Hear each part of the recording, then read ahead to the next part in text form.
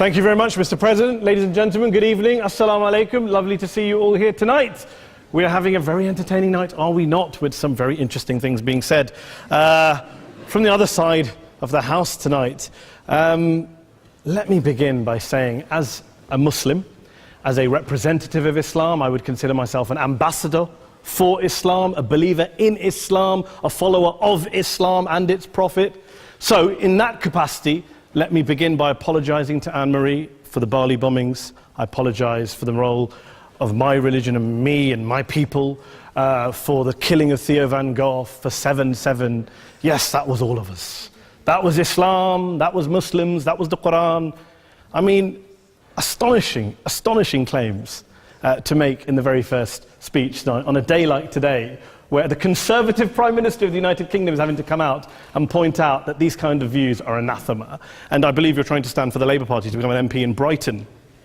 If you do, and you make these comments, I'm guessing you'll have the whip withdrawn from you, but then again, UKIP's on the rise, they'll take you, the BNP, they might have something to say about your views. This is what Mehdi Hassan always does. By the way, just on a factual point, since we heard a lot about the second speaker, about how backward we Muslims all are, on a factual point, you said that Islam was born in Saudi Arabia. Islam was born in 610 AD. Saudi Arabia was born in 1932 AD. So you were only 1,322 years off. Not bad? Not bad start there. Talking of maths, by the way, a man named Al-Khawarizmi was one of the greatest mathematicians of all time, a Muslim, worked in the golden age of Islam. He's the guy who came up with not just algebra, but algorithms. Without algorithms, you wouldn't have laptops. Without laptops, Daniel Johnson tonight wouldn't have been able to print out his speech in which he came to berate us Muslims for holding back the advance and intellectual achievements of the West, which all happened without any contribution from anyone else other than the Judeo-Christian people of Europe. In fact, Daniel David Levering, the author of the Pulitzer Prize-winning historian and author of The Golden Crucible, points out that there would be no Renaissance, there would be no Reformation in Europe without the role played by Ibn Sina and Ibn Rushd and some of the great Muslim theologians, philosophers, scientists in bringing Greek texts to Europe. As for this being our university, I will leave that to the imagination as to who is our and who is there. I studied here too. An astonishing set of speeches so far making this case tonight. A mixture of just cherry-picked quotes, facts and figures, self-serving, selective, a farrago of distortions, misrepresentations, misinterpretations, misquotations. Daniel talked about my article in the New Statesman, which got me a lot of flack, where I talked about the anti-Semitism that is prevalent in some parts of the Muslim community, which indeed it is. Of course, I didn't say in that piece that it was caused by the religion of Islam. In fact, modern anti-Semitism in the Middle East was imported from, finish the sentence, Christian, Judeo-Christian Europe, where I believe some certainly bad things happened to the Jewish people. In fact, Tom Friedman, Jewish-American columnist in the New York Times, told me in this very chamber last week that he believed, had Muslims been running Europe in the 1940s, 6 million extra Jews would still be alive today. So I'm not going to take lessons in anti-Semitism from someone who's here to defend the Judeo-Christian values of a continent that murdered 6 million Jews. Moving swiftly on. Yes. Absolutely. Well, I'm about to make that point. No, I'm about to make that point. You're right. I agree with you 110%. That is my point. I don't think Europe is evil or bad. I'm a very proud European. I don't want to judge Europe on that basis, but if we're going to play this gutter game where we pull out the Bali bombing and we pull out examples of anti-Semitism in the Islamic community, then of course I'm going to come back and say, well, hold on. I mean, look, let's be very clear. Daniel here was a last-minute replacement for Douglas Murray, who had to pull out. And Douglas and I have a well-documented differences, but to be fair to Douglas, as to be fair to Anne-Marie and to Peter, atheists. Atheists see all religions as evil, violent, threatening. What the problem I have with Daniel's speech is that Daniel comes here to run this robust defense of Christianity, forgetting that his fellow Christians, people who said they were acting in the name of Jesus, gave us the Crusades, the Spanish Inquisition, the anti-Jewish pogroms, European colonialism in Africa and Asia, the Lord's Resistance Army in Uganda, not to mention countless arson and bomb attacks on abortion clinics in the United States of America to this very day. I would like a little bit of humility from Daniel first before he begins lecturing other communities and other faiths on violence, terror and intolerance. But, no thank you. Some water. But I would say this, to address the gentleman's very valid point here, I'm not going to play that game. I don't actually believe that Christianity is a religion of violence and hate because of what the LRA does in Uganda or what Crusaders did to Jews and Muslims in Jerusalem when they took back the city in the 12th or 13th or whatever century it was. I believe that Christianity, like Islam, like pretty much every mainstream religion, is based on love and compassion and faith. I do follow a religion in which 113 out of the 114 chapters of the Quran begins by introducing the God of Islam as a God of mercy and compassion. I would not have it any other way. I don't follow a religion which introduces my God to me as a God of war, as some kind of Greek God of wrath, as a God of hate and injustice. Not at all. As Adam pointed out, you go through the Quran and you see the mercy and the love and the justice. And yes, you have verses that refer to warfare and violence. Of course it does. This is not a motion about pacifism. I'm not here to argue that Islam is a pacifistic faith. It is not. Islam allows military action, violence in certain limited contexts. And yes, a minority of Muslims do take it out of that context. But is it religious? We talked about Woolwich.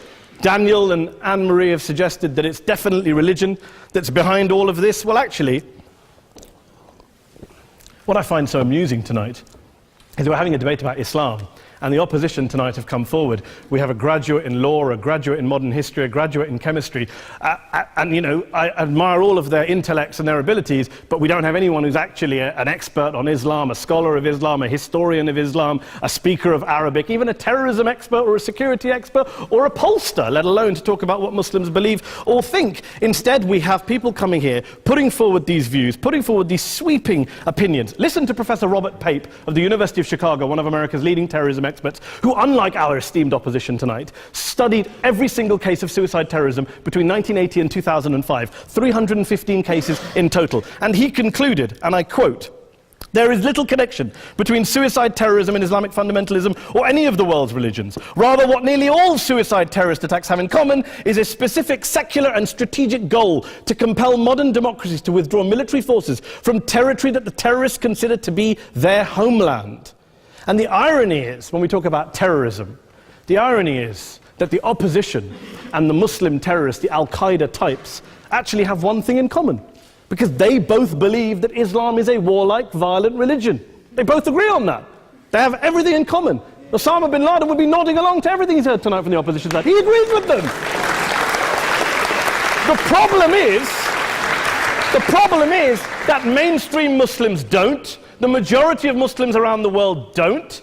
In fact, a gentleman here started quoting all sorts of polls. Gallup carried out the biggest poll of Muslims around the world of 50,000 Muslims in 35 countries. 93% of Muslims rejected 9/11 and suicide attacks. And of the 7% who didn't, they all, when polled and focus grouped, cited political reasons for their support for violence, not religious reasons. And as for Islamic scholars and what they say, well, Daniel talks about our University of Oxford. We'll go down to Oxford Centre for Islamic Studies, get hold of a man named Sheikh Afifi al-Akiti, who is a massively well-credentialed and well-respected Islamic scholar, who has studied across the world, who in the days after 7/7 published a fatwa denouncing terrorism in the name of Islam, calling for the protection of all non-combatants at all times, and describing suicide bombings as an innovation with no basis in Islamic law. Go and listen to Sheikh Tahir al-Qadri, one of Pakistan's most famous Islamic scholars, who published a 600-page fatwa condemning the killing of all innocents and all suicide bombings unconditionally without any ifs or buts. There's nothing new here. This is mainstream Islam, mainstream scholarship, which has said this for years. You don't go out and kill people willy-nilly in the high street or anywhere else, on a bus or a mall, based on verses of the Quran that you cherry-pick without any context, any understanding, any interpretation, or any commentary. Point of information. Please. Well, it doesn't happen apparently. I didn't say it doesn't happen at all. I never said it didn't happen. I don't blame Islam. Yes, it's a very good point. And a lot of us are campaigning against that. And we're campaigning against it in the name of Islam. We're campaigning against it in the name of various interpretations of Islam. Anne-Marie comes and scares us with her talk of Sharia law. I would like to see the book of Sharia law. It doesn't exist. People argue over what Sharia law is. And you empower the extremists by saying there is only one version. You empower them all. I don't believe you took any interruptions, Anne-Marie, so I think you should stay there for a moment. Several countries. Here's what we're dealing with. Here's what we're dealing with. We are dealing, I took your point. Here we are dealing with a 1400-year-old global religion, followed by 1.6 billion people in every corner of the world, a quarter of humanity, of all backgrounds, cultures, ethnicities. And yet the opposition tonight wants to generalize, stereotype, smear in order to desperately win this debate. And here's my question, if we're going to generalize and smear. If, okay, people say yesterday's bombers, and we've got to be careful, there's a trial going on, were yesterday's attackers, motivated by Islam? Big debate. I don't believe they were. Let's say they were. Let's say Faisal Shahzad, the Times Square bomber, was motivated by Islam. Let's assume, for sake of argument, that Richard Reeves, the shoe bomber, was motivated by Islam. If Islam is responsible for these killings, if Islam is what is motivating these people, and Islam is therefore not a religion of peace or religion of war, then ask yourself this question: why aren't the rest of us doing it? Why is it such a tiny minority of Muslims are interpreting their religion in the way that the opposition claim they are? Let's assume there are 16,000 suicide bombers in the world. There aren't. Let's assume there are for the sake of argument. That's 0.001% of the Muslim population globally. What about the other 99.99% of Muslims who the opposition tonight either ignore or smear? The reality is that the rest of us aren't blowing ourselves up tonight. The reality is that the opposition came here tonight not worried about the fact that me and Adam might pull open our jackets and blow ourselves up tonight because we're followers of a warlike warrior religion which wants to take over Europe and Daniel's university. The issue is this. The issue is this. Unless the opposition can tell us tonight, and Peter Atkins is here, one of our great atheist intellectuals, can tell us tonight, can answer this question tonight: why don't the vast majority of Muslims around the world behave as violently and aggressively as a tiny minority of politically motivated extremists? Then they might as well give up and stop pretending they have anything relevant to say about Islam or Muslims as a whole. Ladies and gentlemen, let me just say this to you. Think about what the opposite of this motion is. If you vote no tonight, think about what you're saying the opposite of this motion is. That Islam isn't a religion of peace, it's a religion of war, of violence, of terror, of aggression. That the people who follow Islam, me, my wife, my retired parents, my 6-year-old child, that 1.8 million of your fellow British residents and citizens, that 1.6 billion people across the world, your fellow human beings, are all followers, promoters, believers in a religion of violence. Do you really think that? Do you really believe that to be the case? They say that in the Oxford Union, the most famous debate was in 1933, when Adolf Hitler looked out for the result of the King and Country motion, where they voted against fighting for King and Country, and Hitler was listening out for the result. Well, tonight, 80 years on, there are two groups of people around the world who I would argue are waiting for the result of tonight's vote. There are the millions of peaceful, non-violent, law-abiding Muslims both in the UK, Europe, Asia, Africa and beyond, who see Islam as the source of their identity, as a source of spiritual fulfillment, of hope, of solace. And there are the phobes, the haters, the bigots out there who want to push the clash of civilizations, who want to divide all of us into them and us and ours and their. Ladies and gentlemen, I urge you all not to fuel the arguments of the phobes and bigots. Don't legitimize their divisions. Don't legitimize their hate. Trust those Muslims who you know, who you've met, who you hear, who don't believe in violence, who do want you to hear the peaceful message of the Quran as they believe it to be taught to the majority of Muslims, the Islam of peace and compassion and mercy, the Islam of the Quran, not of Al-Qaeda. Ladies and gentlemen, I beg to propose this motion to the House. I urge you to vote yes tonight. Thank you very much for your time.